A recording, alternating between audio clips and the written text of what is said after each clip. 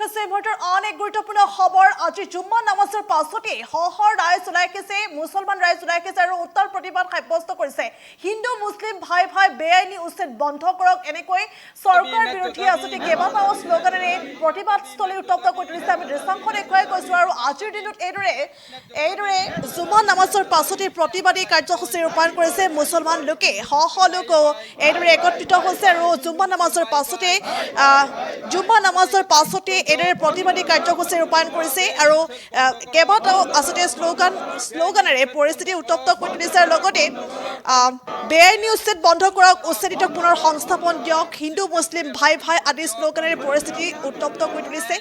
আমি দৃশ্যাংশ দেখুৱাই গৈছোঁ আৰু এইদৰে যি উচ্ছেদ চলিছে সেই উচ্ছেদৰ বিৰোধিতাৰে প্ৰতিবাদী কাৰ্যসূচী ৰূপায়ণ কৰিছে মুছলমান ৰাইজে। জুম্মা নামাজৰ পাছতে এইদৰে উত্তাল প্ৰতিবাদী কাৰ্যসূচী ৰূপায়ণ কৰিছে।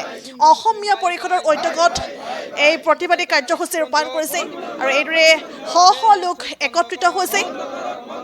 আৰু যি উচ্ছেদ চলিছে, নামনি অসমত যি উচ্ছেদ চলিছে সেই উচ্ছেদক এতিয়া অমানৱীয় আখ্যা দিছে আৰু এইদৰে উচ্ছেদক অমানৱীয় আখ্যা দি প্ৰতিবাদী কাৰ্যসূচী ৰূপায়ণ কৰিছে মুছলমান লোকে। দক্ষিণ কামৰূপৰ ডেকাচাঙত এইদৰে প্ৰতিবাদী কাৰ্যসূচী ৰূপায়ণ কৰিছে। বেআইনী উচ্ছেদ বন্ধ কৰক, উচ্ছেদিতক পুনৰ সংস্থাপনক দিয়ক আৰু এই দাবী উত্থাপন কৰিছে হিন্দু মুছলিম ভাই ভাই সাম্প্ৰদায়িকতাৰ স্থান নাই, এনেধৰণে কেইবাটাও শ্লোগানেৰে পৰিস্থিতি উত্তপ্ত কৰি তোলা পৰিলক্ষিত হৈছে। আৰু লগতে কোৱা হৈছে যে বিজেপিয়ে শাসনত অহাৰ পৰাই মিয়া জনগোষ্ঠীক টাৰ্গেট কৰি লৈছে, এনেধৰণে মন্তব্য কৰিছে। ২৬ত নিৰ্বাচনী বৈতৰণি পাৰ কৰাৰ লক্ষ্যৰে বিজেপিয়ে মিয়া জনগোষ্ঠীক টাৰ্গেট কৰি লৈছে আৰু এই মন্তব্য কৰিছে মিয়া পৰিষদৰ কেন্দ্ৰীয় সমিতিৰ সাধাৰণ সম্পাদক মুক্তাৰ মণ্ডলে। আৰু এইদৰে প্ৰতিবাদী কাৰ্যসূচী ৰূপায়ণ কৰিছে। নামনি অসমত যি উচ্ছেদ চলিছে সেই উচ্ছেদক অমানৱীয় আখ্যা দি এইদৰে একত্ৰিত হৈছে শতাধিক মুছলমান ৰাইজ একত্ৰিত হৈছে আৰু লোক ওলাই আহিছে। প্ৰতিবাদী কাৰ্যসূচী আজি ৰূপায়ণ কৰিছে। দক্ষিণ কামৰূপৰ ডেকাচাঙত এইদৰে পৰিস্থিতি উত্তপ্ত হৈ পৰিছে।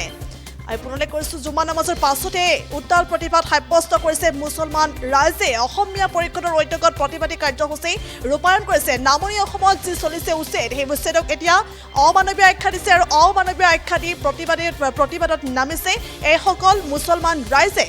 দক্ষিণ কামৰূপৰ ডেকাচাঙত এইদৰে প্ৰতিবাদী কাৰ্যসূচী ৰূপায়ণ কৰা হৈছে আৰু কেইবাটাও দাবী উত্থাপন কৰিছে। হিন্দু মুছলিম ভাই ভাই, ইয়াত সাম্প্ৰদায়িকতাৰ স্থান নাই আদি শ্লোগানেৰে পৰিস্থিতি উত্তপ্ত কৰি তুলিছে। বেআইনী উচ্ছেদ বন্ধ কৰিবলৈ দাবী জনাইছে, উচ্ছেদিতক পুনৰ সংস্থাপন দিয়ক, এনেধৰণে দাবী উত্থাপন কৰিছে। কেইবাটাও দাবী উত্থাপন কৰি আজিৰ দিনটোত এই প্ৰতিবাদী কাৰ্যসূচী ৰূপায়ণ কৰিছে। আৰু লগতে ২৬ৰ নিৰ্বাচনী বৈতৰণি পাৰ কৰাৰ লক্ষ্যৰে বিজেপিয়ে মিয়া জনগোষ্ঠীক এতিয়া টাৰ্গেট কৰি লৈছে আৰু এই মন্তব্য কৰিছে মিয়া পৰিষদৰ কেন্দ্ৰীয় সমিতিৰ সাধাৰণ সম্পাদক মুক্তাৰ মণ্ডলে। আৰু কি মন্তব্য কৰিছে এই মুহূৰ্তত সেই মন্তব্য আহি পৰিছে, আগবঢ়াইছোঁ। সাম্প্ৰদায়িকতাৰ স্তৰণ দিয়ক, বেআইনী উচ্ছেদ বন্ধ কৰক, বেআইনী উচ্ছেদ বন্ধ কৰক, বেআইনী উচ্ছেদ বন্ধ কৰক, উচ্ছেদিত পৰিয়ালক ক্ষতি দিয়ক। জুমাবাৰ আমি পবিত্ৰ জুমাবাৰত শুক্ৰবৰীয়া নামাজ আদায় কৰি সৃষ্টিকৰ্তা আল্লাহৰ ওচৰত প্ৰাৰ্থনা কৰিছোঁ যে যিসকল উচ্ছেদিত পৰিয়াল ইতিমধ্যে উদ্বাস্ত হৈছে আৰু চৰকাৰে অমানৱীয় গণতান্ত্ৰিক আৰু বেআইনীভাৱে যি উচ্ছেদ কৰিছে, এই উচ্ছেদ বন্ধ কৰাৰ কাৰণে আমি চৰকাৰক আহ্বান জনাইছোঁ।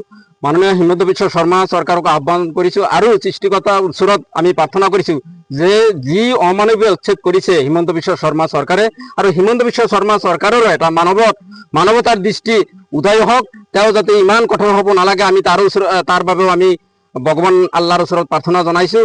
আৰু এই অমানৱীয় উচ্ছেদ বন্ধ কৰাৰ বাবে, যিহেতু আজি শুনা পাইছোঁ যে শুক্ৰবৰীয়া নামাজৰ কাৰণে চৰকাৰে উচ্ছেদ বন্ধ ৰাখিছে গোৱালপাৰাত, আৰু এই উচ্ছেদ যাতে দীৰ্ঘমেয়াদী হয়, উচ্ছেদ যাতে বন্ধ ৰাখে, এইটো আমি দীৰ্ঘমেয়াদী হোৱাৰ বাবে আমি কামনা কৰিছোঁ, যাতে এই শুক্ৰবৰীয়া নামাজৰ অচিলাৰে এই উচ্ছেদ চৰকাৰে বন্ধ ৰাখে। কাৰণ এই উচ্ছেদ অমানৱীয়।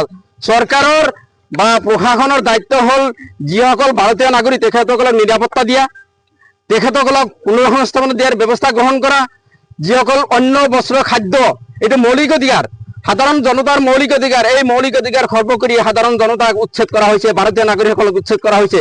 যিসকল নাগৰিক যুগ ধৰি এই ভাৰতত বসবাস কৰি অসমত বসবাস কৰিছে, ভাৰতীয় নাগৰিক হয়, প্ৰকৃত নাগৰিক হয়, তেখেতসকলক অমানৱীয়ভাৱে উচ্ছেদ কৰা হৈছে। গতিকে এই উচ্ছেদ বন্ধ হোৱাটো আমাৰ সকলোৰে কাম্য, কাৰণ ইছলাম ধৰ্মী মানুহ হিচাপে আমি সদায় শান্তি কামনা কৰোঁ আৰু সেই শান্তি কামনাৰে আজিৰ এই পবিত্ৰ শুক্ৰবাৰীয়া দিনত আমি চৰকাৰক দাবী উত্থাপন কৰিছোঁ আৰু আহ্বান কৰিছোঁ যাতে এই উচ্ছেদ চৰকাৰে বন্ধ ৰাখে। আমি কোনো ৰাজনৈতিক দলক বাছি কোৱা নাই, এইটো ৰাজনৈতিক ষড়যন্ত্ৰৰ বলি হ'ব লগা হৈছে। আৰু স্বাধীনতাৰ পিছৰ পৰাই আমি বিভিন্ন সময়ত এই ৰাজনৈতিক বলি হ'ব লগা হৈছে। নেলেৰীৰ হত্যাকাণ্ডাই হওক, কোকৰাঝাৰৰ হত্যাকাণ্ডাই হওক, একমাত্ৰ ৰাজনৈতিক চক্ৰান্ত। আৰু এই ৰাজনৈতিক চক্ৰান্তৰ বলি হৈ আজি এই মিয়াসকল উদ্বাস্ত হ'বলগীয়া হৈছে, নিপীড়িত হ'ব লগা হৈছে। বানপানী আৰু বানগৰাখহনীৰ সমস্যা স্থায়ী সমাধান নকৰাৰ ফলত আজি স্বাধীনতাৰ পিছৰ পৰাই এই মানুহবোৰ গৰাখহনীয়াত উদ্বাস্ত হৈ বিভিন্ন অঞ্চলত বসবাস কৰিবলৈ হৈছে। এই মানুহবিলাক আচলতে ইয়াৰে খিলিঞ্জি হয়, ইয়াৰে আদিবাসীমূলীয় মানুহ হয়।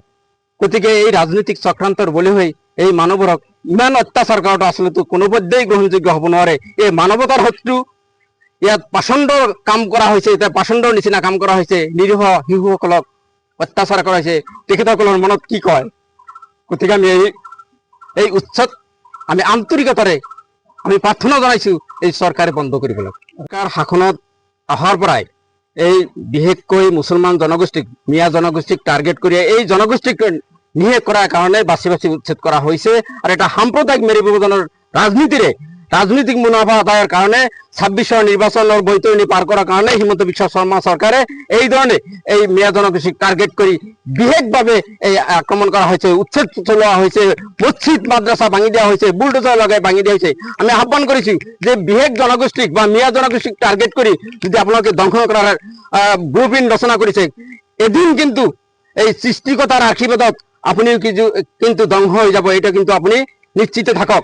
আমি সেইকাৰণে কামনা কৰিছোঁ আপোনাৰ মনত শান্তিৰ উদয় হওক, আপোনাৰ মনত হৃদয়বান হওক। আমি এইখিনি কামনা কৰিছোঁ যে আপুনিও এই হৃদয়বান উদয় হৈ এই মিয়া জনগোষ্ঠীক ধ্বংস কৰাৰ পৰা আঁতৰত থাকক, নহ'লে কিন্তু এই অভিশাপে আপোনাকো চুই যাব।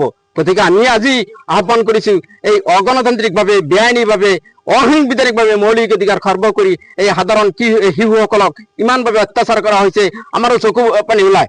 গতিকে আমি আজি এই সভাৰ জৰিয়তে আমি আহ্বান কৰিছোঁ যে হে হিমন্ত বিশ্ব শৰ্মা, আপুনি আপোনাৰ অন্তৰটো অলপ কোমল হওক আৰু এই মানুহৰ প্ৰতি আপোনাৰ হৃদয়টো জাগি উঠক যে এই সকলো মানুহ আৰু মানুহ হিচাপে সৃষ্টিকৰ্তা আপুনিও এজন মানুহ। গতিকে মানুহ হিচাপে মানুহৰ মানৱতাৰ দৃষ্টিৰে যিকোনো খবৰৰ বাবে যোগাযোগ কৰক 7099017330 লগতে 7099017110 নম্বৰত।